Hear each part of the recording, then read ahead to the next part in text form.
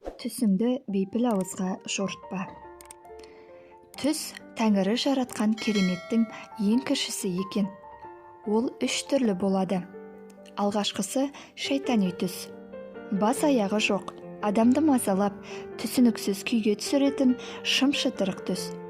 Ел оны шайтанның әсері деп сенеді. Екіншісі періштелер көрсететін түс. Ол таң алдында көрінеді. Өте қысқа және ап-анық болады. Есіңнен шықпайды. Бұл түсті келешектегі жақсылық жамандық ишараттан белгі хабар деп ырымдайды. Үшіншісі қияли түс. Бұл шайтан мен періштенің әсерінсіз адамның өзі көретін түс. Мұны адам қатты шаршағанда немесе қатты ойланып мазасызданғанда көреді екен. Түс сөзінің төркіні реңсіз дегенді білдіреді. Адам түсті жору арқылы оған рең, түс береді.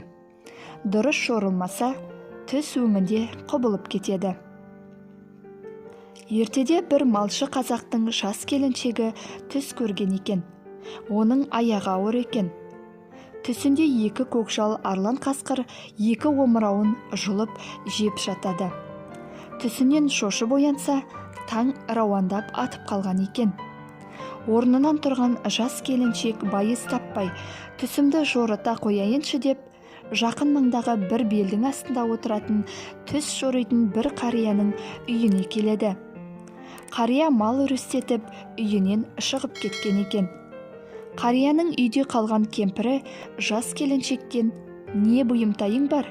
деп сұрайды. Келіншек көрген түсін жортқалы келгенін айтады. Кемпір «Қандай түс?» дейді. Келіншек түсін айтып береді. Кемпір «Әттеген-ай, балам, жақсы түс көрмепсің.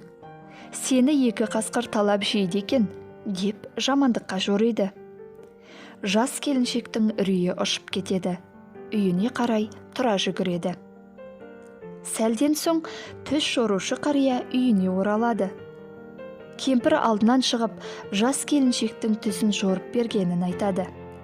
Қария кемпірін қамшымен тартып жіберіп, «Жақсы сөз, жарым ырыс деген. Аузыңнан бір жақсы тілек шықпады ма?» Түс жорушысын тапқанша қыл көпірдің үстінде, ұстараның жүзінде тұрады.